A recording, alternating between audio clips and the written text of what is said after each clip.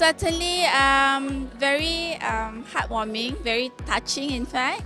And it actually highlights to us that even though we have AI out there, it kind of going to be a central part of our life, in fact, in our business. But nevertheless, the human touch is as important because robots being robots, when we actually provide service to our clients, it must come from the heart.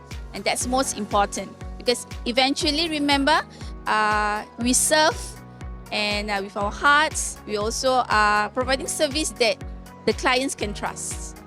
Thank you. Certainly, it actually helps in our writer's block. Sometimes we need ideas. We need to actually convey to our clients sometimes platforms are not able to give that body language.